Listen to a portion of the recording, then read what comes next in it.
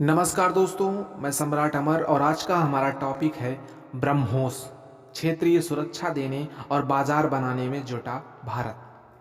खुद को हिंद प्रशांत क्षेत्र में अहम क्षेत्रीय सुरक्षा प्रदाता के तौर पर स्थापित करने और एक रक्षा निर्यातक के तौर पर विश्वसनीयता बनाने के लिए भारत ने अपनी महत्वाकांक्षी ब्रह्मोस परियोजना को जरिया बनाया है। ब्रह्मोस की अत्याधुनिक और शक्तिशाली क्षमताएं न केवल भारतीय सेना को ताकतवर बनाती हैं, बल्कि अन्य देशों के लिए इसे बेहद वांछित उत्पाद बनाती हैं। भारत ने इससे 2025 तक $5 अरब के रक्षा निर्यात का लक्ष्य निर्धारित किया है। इसके साथ ही भारत की हैसियत एक क्षेत्रीय ताकत के रूप में बढ़ेगी।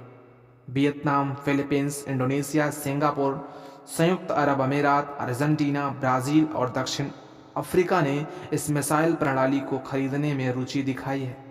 हाल के दिनों में इन देशों ने ब्रह्मोस प्रणाली को लेकर रक्षा करार पर दस्तखत किए गए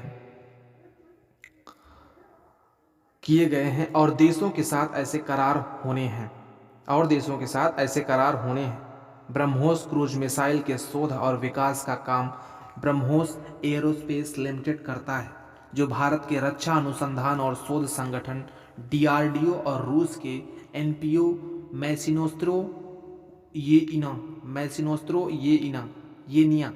मैसिनोस्त्रोएनिया NPOM का एक संयुक्त उपक्रम है।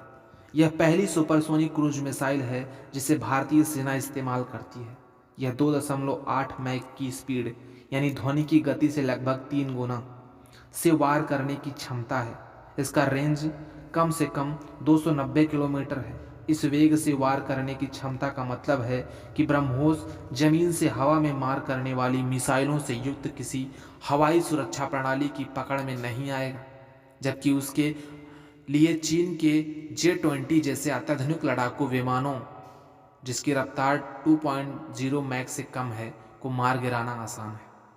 अगले संस्करणों में मिसाइल की रफ्तार और दायरा बढ़ाने की योजना है। इसकी रफ्तार 5.0 मैक के बराबर या इससे अधिक और रेंज 1500 किलोमीटर करने का लक्ष्य तय किया गया है। इससे पहले ही ब्रह्मोस के नौसैनिक और थल सैनिक संस्करण की सेवा ली जा रही है। भारतीय नौसेना में इसे 2005 और थल सेना में 2007 में शामिल किया गया था। इसके बाद हवा से वार करने वाले संस्करण का नवंबर 2017 में सफल परीक्षण किया गया। यह परीक्षण भारतीय वायुसेना ने सुखोई 30 MKI लड़ाकू विमान से किया।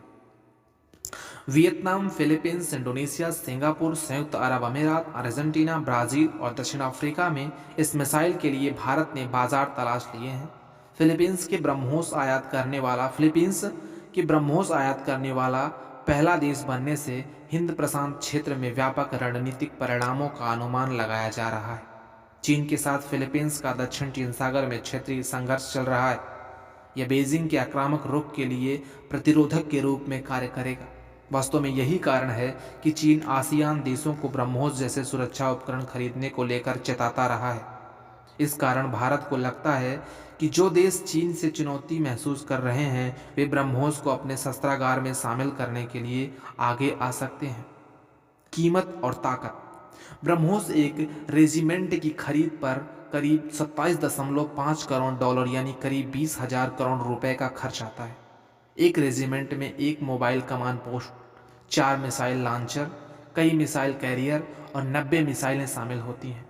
भारत ने वियतनाम और फिलीपींस को क्रमशः $50 करोड़ और $10 करोड़ के उधार का प्रस्ताव दिया है। वहीं फिलीपींस ब्रह्मोस की कम मात्रा, केवल एक बैटरी जिसमें 3 मिसाइल लॉन्चर और 2 से 3 मिसाइलें हों, खरीदने के बारे में विचार कर रहा है। भारत अपने अन्य घरेलू रक्षा उत्पादों जैसे आकाश हवाई रक्षा प्रणाली, हवा से हवा में मार करने वाली एस्ट्रा मिसाइल, HAL के ध्रुव हेलीकॉप्टर को निर्यात के लिए बाजार में उतारना चाहता है। धन्यवाद।